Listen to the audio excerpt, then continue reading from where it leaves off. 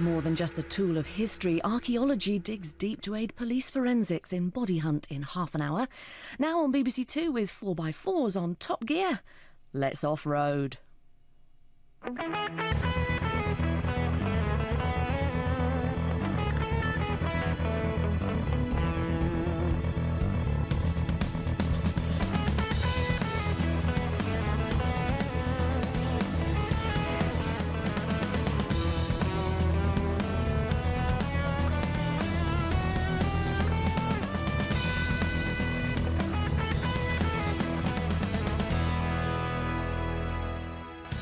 Until recently, the only British-built 4x4s to be seen on our country lanes were a bit, well, English. The home county's image that served Land Rover so well during the 80s was starting to look very stiff upper lip by the 90s, and it showed in their sales. But then, Solihull saw the light and came up with an off-roader so popular, they've sold 250,000 worldwide. Tonight on Top Gear, why does everyone love the Freelander? Also in tonight's programme, the awesome GT2, but is it the ultimate Porsche? And on your bike, the cream of this year's International Motorcycle Show.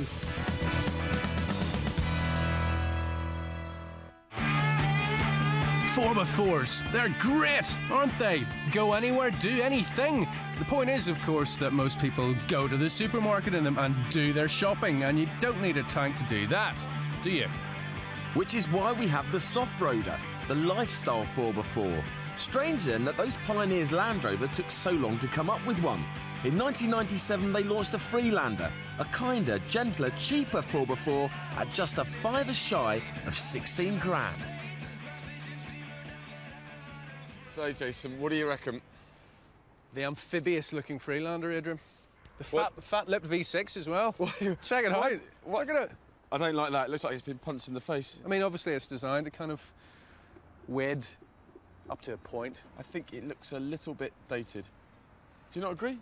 I think it's actually stayed quite fresh looking. Really? Yeah, the basic shape of it is still quite attractive and quite chunky and quite Land Rover. I love the way it drives, I haven't got a problem with that.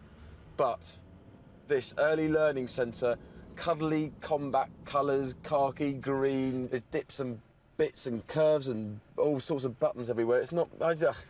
reminds me of just a typical mess. Still, it's an extremely successful car. It's the #1 small off-roader or soft-roader, if you like. Now, there's one very good reason for that, isn't it? And it's down there. Land Rover. That badge there. Oh, that's the reason, isn't it? Because it's not necessarily the best, is it? You're not quite so keen, are you? And with good reason. The Freelander has been recalled twice in the last 4 years with a catalogue of problems. But it's actually so sorted on the road, you soon forget its checkered history. It's a grunty engine. I'll give it. It's a really lovely, smooth engine. And it sounds quite nice as well. It really suits this car, but I tell you what, you can watch the fuel gauge just go... It's a thirsty beast. Yeah. But that's just our opinion. Join us later to find out what people who have bought and lived with one think of theirs.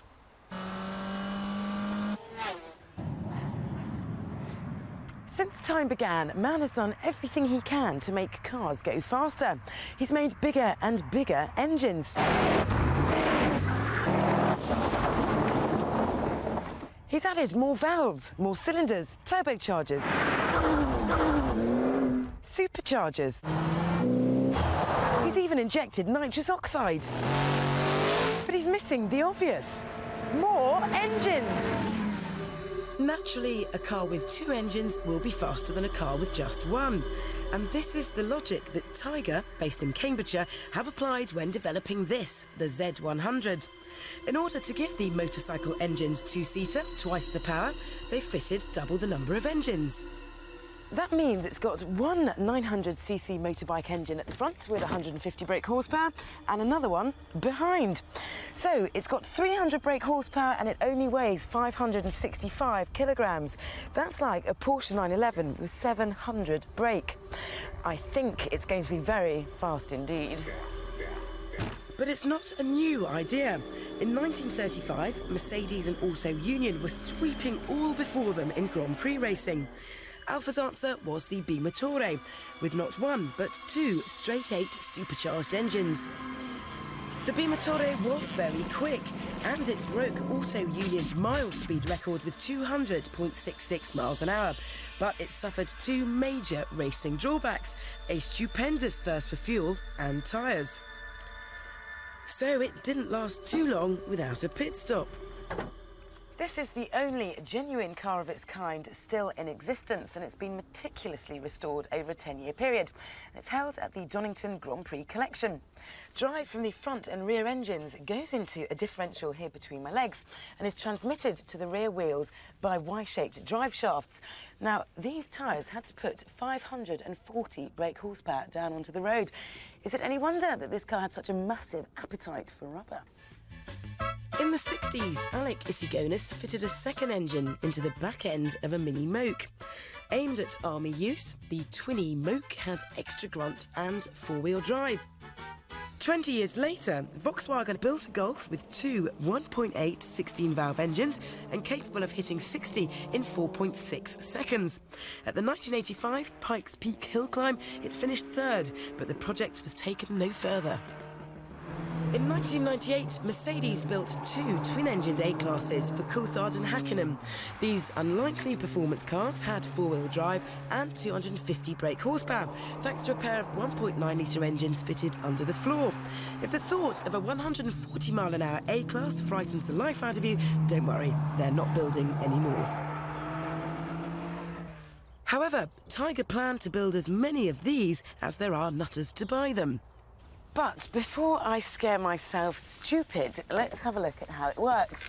Well, the Tiger has got two starter buttons, two rev counters and two gear sticks.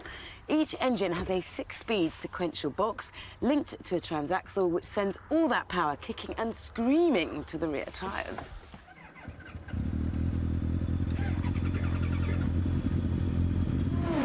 In fact, it could well be the fastest accelerating car money can buy.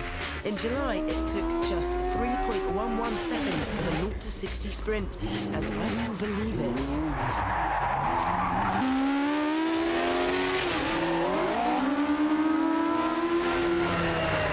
If you think that it's bad that the printer's wobbling, imagine what it's like in the car.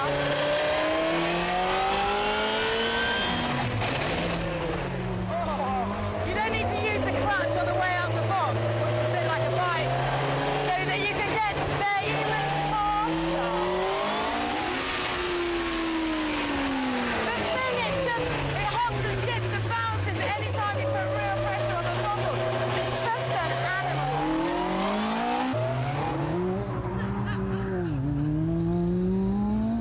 This is Tiger's latest project, the Z100WR, with two 1200cc engines giving 360 brake horsepower. This time it has four-wheel drive. Utterly pointless? Maybe. But this has been designed to break the 0 to 60 car world record.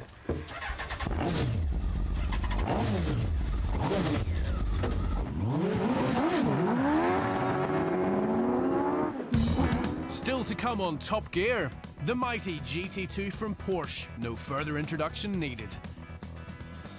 The best of this year's motorcycle show. Before that, the competition hots up for the soft roaders. Will the Freelander still be top of the class?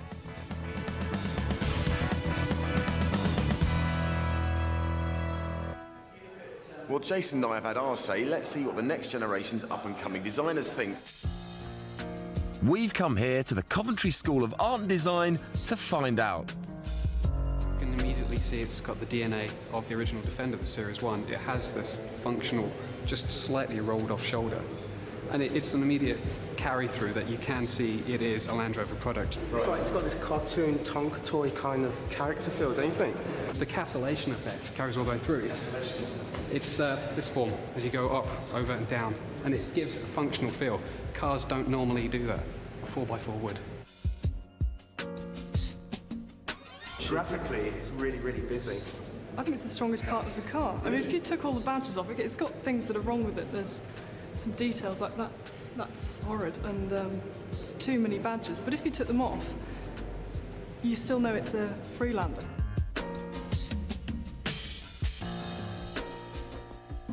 In the interior, I love the steering wheel. The seats are nice and contoured. They've got this organic shape going to them as the exterior does. But then this looks like it's kind of like straight out of a Sierra. It's very 80s. And the buttons, it's just cheaply done. And there's no need for this. For a car of this value, you expect a bit more, and you're not getting it in the inside. But owning a Freelander has never been a bowl of cherries. After about 2 or 3 weeks, I started finding a few teething problems with it. The aircon packed up. The brakes just seized at the front. What we saw was nothing but smoke coming out of the front. It smelled absolutely terrible. Terribly noisy. I found out that it wasn't so economical as I thought it would be, like fuel-wise. When you're on a motorway and the car's just pulling away of its own accord, and when you get into traffic and it's still revving up and there's nothing you can do about it apart from switch the engine off. Now, to me, that is dangerous. The girlfriend lost faith in it within about a week, and she used to dread going to work in it. The exhaust went 18 months into me having the car. Yeah. And Land Rover kindly offered to chip in half the money. But unfortunately, half the money meant was more expensive than going to off-the-shelf exhaust company, yeah. And I had a bit of a strained conversation with the service manager, because you were saying, well, it's guaranteed Land Rover parts. I said, yeah, guaranteed Land Rover parts means you break after 18 months. But I can't believe you're being so tolerant and forgiving. I mean, Land Rover must love punters like you. I think the dealers do. For me, the dealers are actually fine, they're perfect. But Land Rover should have got the quality of the cars right before they ship them out. Yeah, but you don't seem bothered, mate. Everybody likes a Land Rover cachet. They like to feel that if you wanted to, I could go to Siberia. I could go to Ben Nevis. You would seriously take this to Siberia? It would make it to Southend. Would you go for a Land Rover again? Probably, yes. Really? Yeah, it'd probably have to be a Range Rover, though, something like that. Would you buy another one? No. And yes. I know it sounds ironic, but when they are running fine, they're a lovely car. I mean, we've got 3 dogs, we put them in the back, the window drops down, which is a great idea. What, it drops down intentionally or when you press the button? It drops down intentionally, and also it has dropped down when you're going over a bump sometimes. Despite their owners' unbelievable loyalty, there's no disguising the fact that Freelanders perform consistently badly in the JD Power survey. Far too many of them are spending too much time off-road, and we're not talking the African outback. The main problem, believe it or not, is that Land Rover is so successful, with the company constantly fighting to match demand with supply. So, what do you look for when buying second-hand? Well, everything, it seems. Gone are the days when Land Rovers were built to be neglected. Ever since the transfer in sales from farmers to sporting execs, build quality has taken a nosedive. Even with BMW babysitting Land Rover, the dealers have been kept very busy by the Freelander's hurried birth. Avoid early 1998 cars because they were first off the production line, and avoid imports as well because they were even further down the quality scale. And imports often don't come with a 3-year guarantee. If you want space, the 5-door is the best bet for the family, although you do lose out on the 3-door's sporty softback option. Freelanders can now be had for less than 10 grand, so take your time to shop around, as many ex-fleet cars are starting to flood a once barren market. Also head for the XI version, which came with more kit, such as hill descent control, ABS and traction control as standard. But check that these, especially the glitch-ridden hill descent control, worn anti-roll bars, winding steering racks, tight electric windows and an interior from the Stevie Wonder School of Fit and Finish aren't going to be too much of a problem. Engines aren't really an issue, but clutches can be, so make sure you get them checked out, especially if the car's done over 25,000 miles. And also make sure that the car has been back to the workshop for both of its recalls, which covered handbrakes, dodgy seat mechanisms and ill-wearing engine harnesses. But it's not all bad news, with dealers often ready to clean up factory faults without a whisper. It's imperative, however, to check that there's still some time left on the warranty.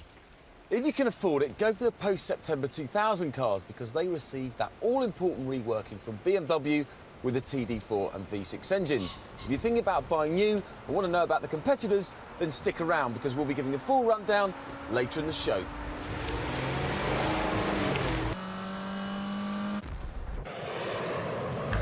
The motor show may have been cancelled this year, but the motorcycle show is alive and well. Full to the brim with more bikes, girls, and girls than ever before.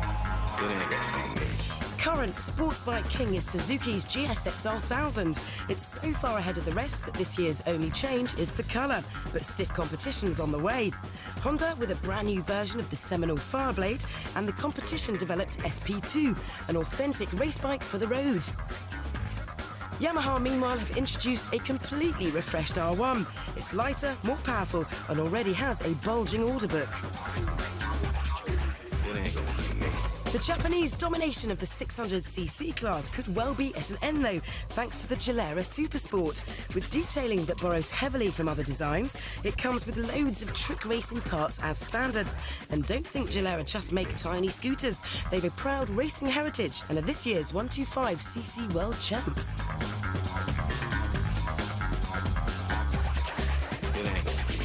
Despite sports bikes becoming ever more tempting, British buyers are going off them ever so slightly. The next big thing is supermotos, dirt bikes with superbike tyres. The KTM Duke will keep up with anything through the twisty bits, loves spending time on one wheel, and looks every inch the urban street fighter. But if you fancy buying British, then go for the CCM R30, Lancashire's coolest ever export.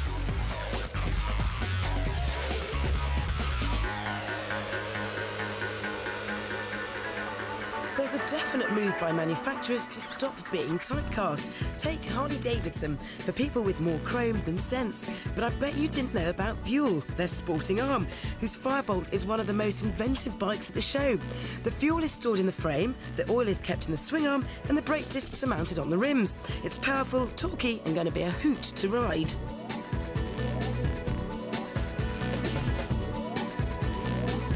Then there's Ducati, where again cliches were swapped for innovation. It was very much a case of Carl who, as the thing that grabbed most attention wasn't the carbon fibre-clad 998R or even the arsenal of superbikes.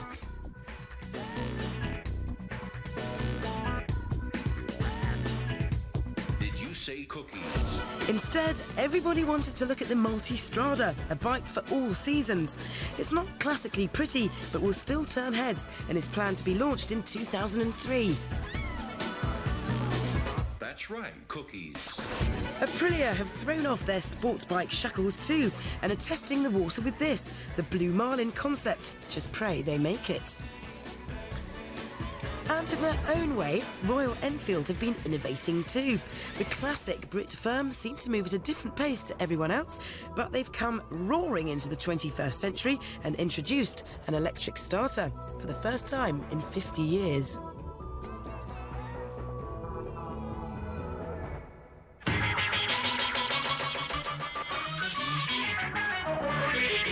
The show is at the NEC until Sunday, and if the Daredevils in the freestyle arena give you the taste for having a go, then start off gently and try a scooter.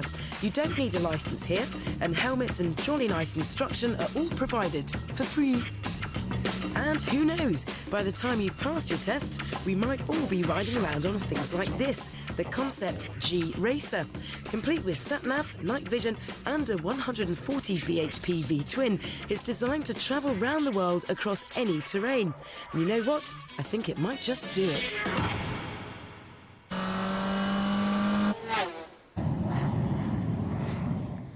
We've never really been short of Porsche 911s.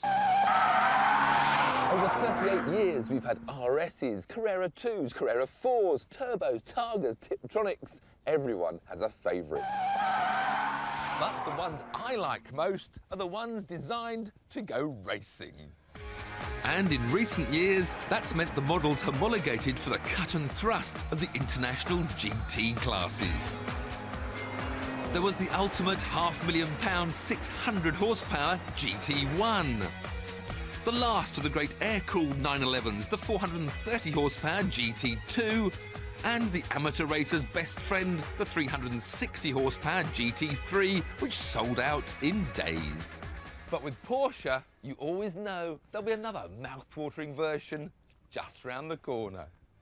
And here it is, the water-cooled GT2, the flagship of the recently revised 911 range. Twin turbos, 462 horsepower, and definitely the best-looking 911 to date.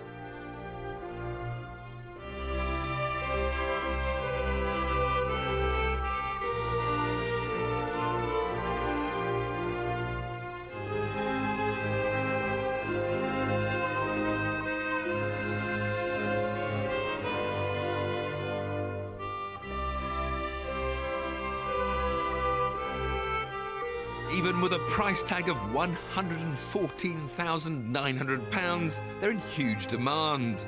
Cars are already changing hands for a premium, and only the lucky few will ever get the chance to drive one. So we'd better make the best use of this one while we can. Hope you've set your videos. Aimed at the track day enthusiast, a Club Sport package is available as a no-cost option. As well as an electrical cutout switch and fire extinguisher, you get a roll cage in the rear and flame-retardant seats. Me? I'd rather have the extra space in the back and the luxury of leather. But to be honest, once you're sitting in this body-hugging seat, none of that really seems to matter. All you care about is what's ahead of you, with this classic Porsche dashboard and the rev counter proudly sitting right in the middle.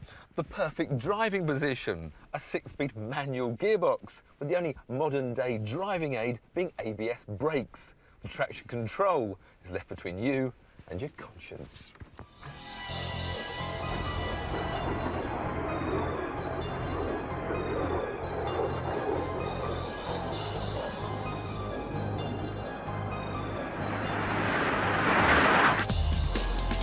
0 to 60 in just 4 seconds and 195 miles an hour make this the fastest 911 currently available. And boy, does it feel it.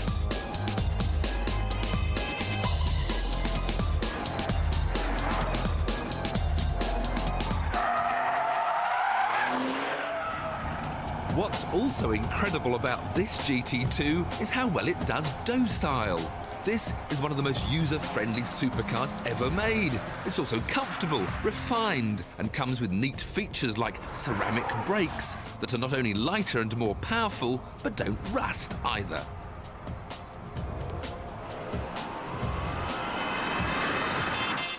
But what about the turbo, I hear you ask?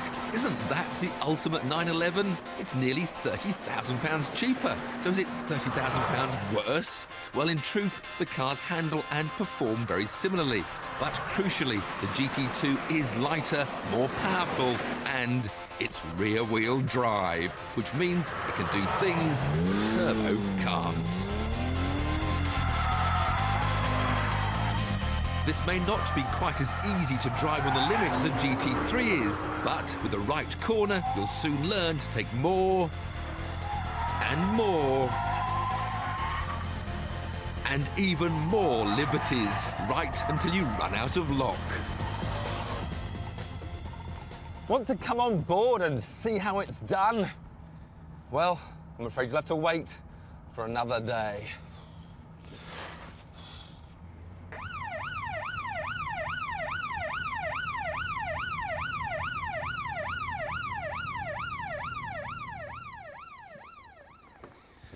Oh well, even a Porsche needs a fan belt to keep it cool. And the funniest thing is that this one's made in Germany. So there goes another legend. I don't know, 115 grand's worth of fun, spoilt by a 2-bob part. A freak fault needing a 20-minute repair, but Porsche technicians don't exactly grow on trees in deepest Wales. The fun was over, but the memories will remain for a very long time.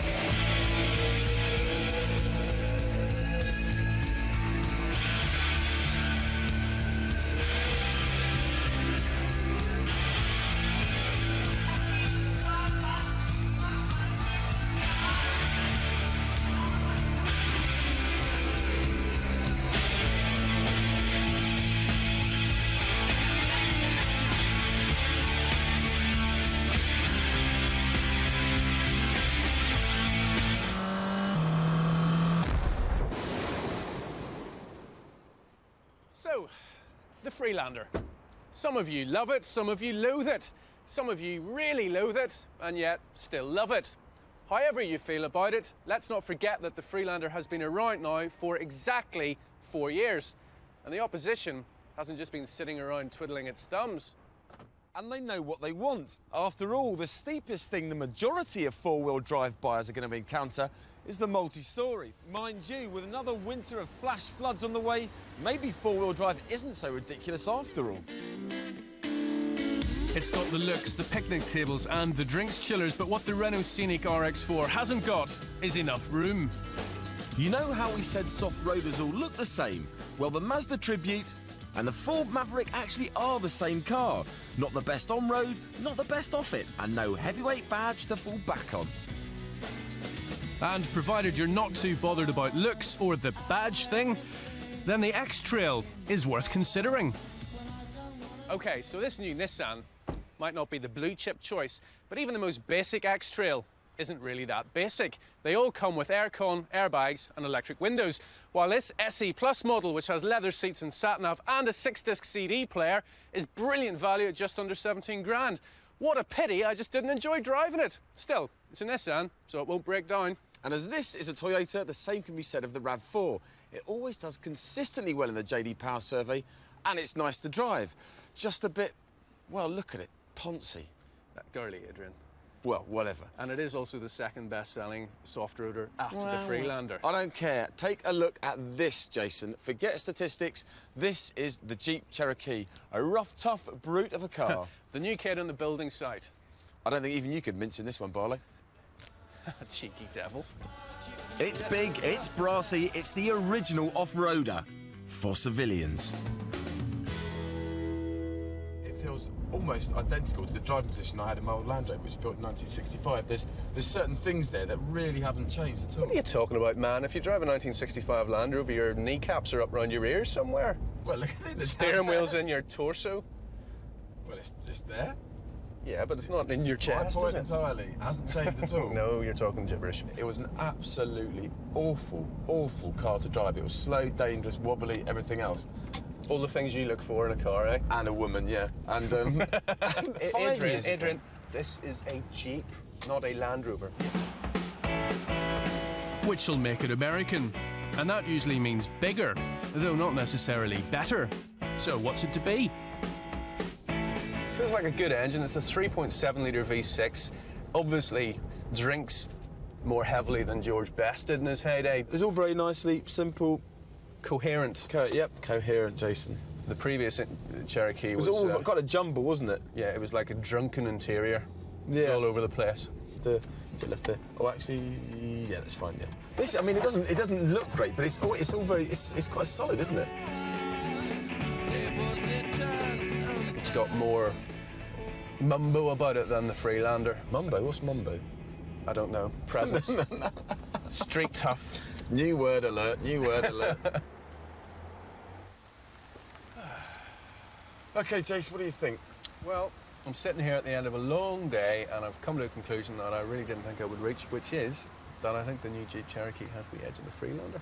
I agree with you, but you've got to give credit to the Freelander for how long it stayed at the top of the pile and gave this thing a run for its money still. But watch out, Jeep. An all-new Freelander is due in a couple of years' time.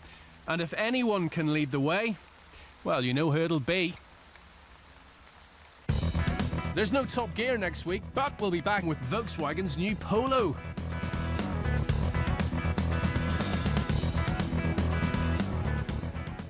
And finally, if you're thinking of changing your car in the near future and you'd be happy to appear in a Top Gear story, please contact us by email at topgearpilot@bbc.co.uk, telling us what kind of car you're looking for and what your price range is.